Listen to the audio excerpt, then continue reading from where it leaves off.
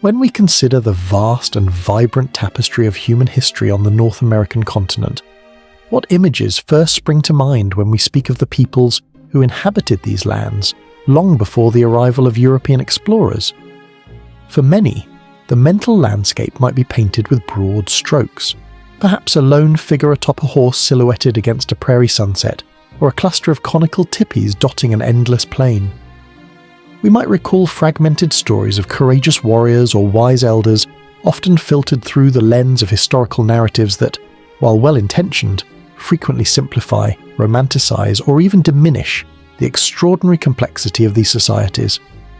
Yet, these prevailing images, while iconic, represent only a sliver of the truth, often obscuring the profound diversity, the intricate social structures, and the sophisticated ways of life that thrived across this continent for millennia. It's a truth far richer, more varied, and immeasurably more fascinating than the singular narrative often presented in textbooks or popular media. Before 1492, this land, stretching from the Arctic tundra to the sun-drenched deserts, from the dense ancient forests of the east to the rugged Pacific coastlines, was home to hundreds of distinct nations, each with its own language, its unique spiritual beliefs, its specific forms of governance, and its deeply ingrained daily practices. These were not monolithic tribes, but dynamic, evolving cultures, each perfectly attuned to its specific environment, shaping and being shaped by the land it inhabited. Their existence was a testament to human ingenuity, resilience, and an unwavering connection to the natural world, a connection that formed the very bedrock of their daily routines, shaping everything from their sustenance to their celebrations. They navigated intricate relationships with the flora and fauna around them, understood the subtle rhythms of the seasons, and developed knowledge systems that allowed them to flourish sustainably for thousands of years. Our journey begins by peeling back these layers of oversimplification, venturing beyond the well-worn myths to uncover the vibrant reality of lives lived in harmony with the planet, long before the forces of colonialism dramatically altered their world. We will delve into the foundational principles that guided their existence, principles that reveal a wisdom often overlooked, offering profound insights into what it truly meant to be human and to belong to a place. Prepare to challenge preconceived notions and discover the true richness of a civilization that was not only surviving but thriving, innovating, and continuously adapting, demonstrating a sophisticated understanding of the world that resonates powerfully even today. This exploration is not just about history, it's about understanding the deep roots of a heritage that continues to shape the identity of this continent and its original peoples. Central to the daily existence of indigenous peoples across North America was an unwavering and deeply spiritual connection to the natural world, a bond far surpassing a mere utilitarian relationship with resources. For them, the earth was not simply a commodity to be exploited or a stage upon which human dramas unfolded. It was Pachamama, Mother Earth, a living, breathing entity that sustained all life and commanded profound reverence. This understanding permeated every facet of their daily routines, shaping decisions from the smallest personal act to the largest tribal undertakings. They viewed themselves not as conquerors of nature, but as integral parts of an intricate, interconnected web of life, sharing the planet with all its creatures and elements. This perspective fostered a powerful sense of stewardship and reciprocity. Taking from the land was always accompanied by an act of gratitude or an offering, ensuring that the balance was maintained. Hunters would thank the animal spirits for the sustenance provided, gatherers would leave offerings before harvesting plants, and farmers would perform ceremonies to honor the earth for its bounty. This was not just tradition, it was a fundamental principle of survival and spiritual well-being. Their knowledge of the environment was encyclopedic, honed over thousands of years of observation and lived experience. They understood the subtle language of the seasons, the migratory patterns of animals, the medicinal properties of plants, and the precise conditions necessary for growth and renewal. This intimate familiarity allowed them to live in remarkable harmony with their surroundings, developing sustainable practices that ensured the longevity of their food sources and the health of the ecosystems they inhabited. For instance, controlled burns were used in many regions to manage forests, promote new growth, and enhance biodiversity, demonstrating a sophisticated form of landscape engineering. Their homes, their tools, their clothing, every item they created were crafted from the materials the land provided, designed to blend seamlessly with the environment and to be biodegradable, returning to the earth from whence they came. There was no concept of waste in the modern sense. Every part of a hunted animal was utilized, every plant had a purpose. This holistic worldview meant that physical health was inseparable from spiritual well-being, and both were intrinsically linked to the health of the land. Disrespecting nature was not just an ecological misstep, it was a spiritual offense that could disrupt the harmony of the entire community. Their ceremonies and rituals, often tied to the solstices, equinoxes, and major events like harvests or migrations, reinforced this sacred bond, reminding everyone of their place within the grand design of creation. It was a life lived in constant dialogue with the earth, guided by a deep respect for all its manifestations, laying the groundwork for the diverse and ingenious ways they met their daily needs, which varied dramatically across the continent. Building upon that profound relationship with the land, the daily lives of indigenous peoples were, by necessity, incredibly diverse, a testament to their remarkable adaptability to the myriad environments they inhabited across North America. To speak of a single routine for all Native Americans would be to ignore the vast tapestry of cultures, each shaped by the specific resources and challenges of their unique geographic regions. Consider the agricultural societies that flourished in fertile river valleys and arid mesas, like the Pueblo peoples of the southwest or the Iroquois Confederacy in the northeast. For them, life revolved around the rhythmic cycles of planting and harvesting. Their days were dedicated to tending vast fields of corn, beans, and squash, the Three Sisters, a sophisticated system of companion planting that enriched the soil and provided balanced nutrition. They engineered impressive irrigation systems, diverting water from rivers to nourish crops in the desert, or developed complex terracing techniques on hillsides. Their homes reflected their sedentary lifestyle. The Pueblo people constructed multi-storied structures of adobe and stone, akin to ancient apartment complexes, while the Iroquois built longhouses, massive timber frames covered in bark, housing multiple families and signifying their strong communal bonds. Their daily tasks included grinding corn into meal, weaving baskets for storage, and crafting pottery for cooking, all within permanent established villages that sometimes housed thousands of people, forming vibrant economic and social hubs. In stark contrast, the hunter-gatherer tribes of the Great Plains, before the widespread adoption of the horse, or those dwelling in the vast, resource-scarce Great Basin, embodied a different rhythm of life, one defined by movement and the pursuit of game. Their days were a constant strategic dance with the migratory patterns of animals like the bison. Bands would travel across immense territories, meticulously tracking herds, their lives a testament to resilience and intimate ecological knowledge. Their dwellings, such as the iconic teepee, were ingeniously designed for portability, allowing for rapid assembly and disassembly as they followed their food sources. Daily activities involved not just the hunt, but the painstaking process of butchering, preparing, and preserving meat, drying it into jerky to last through lean seasons. Women were expert gatherers, possessing encyclopedic knowledge of every edible root, berry and plant in their vast territories, ensuring a diverse and nutritious diet. Their tools were crafted for efficiency on the move, from bows and arrows to bone implements for scraping hides. Meanwhile, along the rich coastlines of the Pacific Northwest, life centered on the boundless resources of the ocean. Tribes like the Kwakiutl or Haida developed extraordinary maritime cultures. Their daily focus was on fishing and whaling, utilizing advanced techniques to harvest salmon runs that choked the rivers, or bravely venturing into the open sea in massive cedar canoes to hunt whales and seals. The abundance of marine life allowed them to establish large semi-permanent villages, creating magnificent plank houses from towering cedar trees. Their days were filled with highly specialized crafts, carving intricate totem poles, weaving elaborate textiles, and creating stunning masks for their rich ceremonial life. The preparation and preservation of vast quantities of fish, especially salmon through smoking and drying, was a critical daily activity, ensuring sustenance throughout the year. Across all these diverse cultures, from the sedentary farmers to the nomadic hunters and the skilled marine harvesters, the fundamental tasks of survival, acquiring food, building shelter, making tools, were imbued with cultural significance and adapted with astonishing ingenuity to the unique ecological canvas of their homelands. Flowing seamlessly from the distinct ways various indigenous nations sustained themselves, a fascinating and often misunderstood aspect of their daily lives was the sophisticated division of labour within communities. Unlike some later Western patriarchal systems, the roles within these societies, though often delineated by gender, were rarely hierarchical in terms of intrinsic value. Instead, they were deeply complementary and equally essential to the survival and flourishing of the entire group.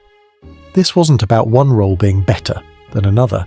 It was about specialised expertise and collective responsibility, ensuring that all necessary tasks were efficiently accomplished. Men's roles typically involved activities that required strength, endurance, and strategic thinking outside the immediate village perimeter.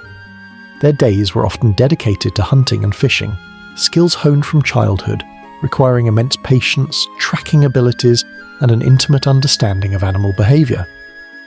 Whether stalking buffalo across the plains, trapping deer in the eastern forests, or spearing salmon in the Pacific Northwest rivers, these pursuits were vital for providing protein and other essential resources like hides and bones. Beyond sustenance, men were often the primary protectors and defenders of the tribe, responsible for security against rival groups or external threats. This also included reconnaissance, scouting, and participating in intertribal negotiations or conflicts when necessary. Furthermore, men were often skilled craftspeople, creating weapons like bows and arrows, spears and fishing tools, as well as constructing larger structures such as canoes or the framework for homes. In many cultures, they also held specific roles in spiritual ceremonies, political councils, and the transmission of historical narratives or sacred knowledge. The initiation rites and training periods for young men were rigorous, designed to instill discipline, courage, and the practical skills necessary for their adult responsibilities. Simultaneously, women's roles were equally, if not more, foundational to daily survival and communal well-being, often encompassing a broader spectrum of continuous tasks. In agricultural societies, it was primarily the women who were the cultivators of the land, overseeing the entire cycle of planting, tending, and harvesting the staple crops. Their deep botanical knowledge ensured bountiful yields and the continuous genetic improvement of vital food sources.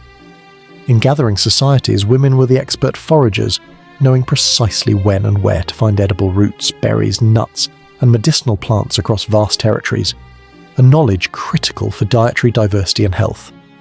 Beyond food acquisition, women were the primary processors and preparers of food, transforming raw ingredients into nourishing meals, preserving surpluses through drying, smoking, or grinding, and ensuring sustenance during lean times. Their hands were constantly engaged in vital crafts, adapting animal hides into clothing, constructing and maintaining homes, from setting up teepees to plastering adobe walls, weaving baskets, making pottery, and creating elaborate textiles or beadwork that were not just functional, but also served as powerful expressions of cultural identity and artistry. Most importantly, women were the nurturers of the next generation, responsible for childcare, education, and instilling cultural values in the young. In many indigenous nations, particularly in matriarchal or matrilineal societies like the Iroquois, women held significant political power, owning property, having a direct say in tribal decisions, and even choosing or deposing chiefs. The complementary nature of these roles fostered a profound interdependence, where the contributions of men and women were mutually reinforcing, forming the robust social and economic backbone of every thriving community, demonstrating a wisdom in governance and daily life that ensured collective strength and harmony. Transitioning from the intricate web of societal roles, it becomes abundantly clear that the daily effectiveness and long-term sustainability of Indigenous life were underpinned by an extraordinary degree of ingenuity and innovation. Far from being primitive, as often inaccurately depicted, these societies were masters of their environments, developing sophisticated technologies and practical solutions tailored perfectly to their specific needs and available resources. Their understanding of engineering, physics, botany, and material science, though not codified in Western academic terms, was profound and practical. Consider their diverse architectural achievements, which showcased a remarkable adaptability to climate and landscape. In the northeast, the Iroquois crafted colossal longhouses from wood and bark, structures that could stretch over 100 feet, housing multiple families and signifying a complex social order. These were not mere shelters, but highly efficient communal living spaces designed for warmth in harsh winters and ventilation in summer. Contrast this with the adobe pueblos of the southwest, multi-storied, multi-roomed dwellings built from sun-dried earth and stone. These structures acted as natural climate control systems, staying cool in scorching desert heat and retaining warmth during chilly nights, often integrated directly into cliff faces for added defense and environmental harmony. On the Great Plains, the iconic teepee was a marvel of portable architecture.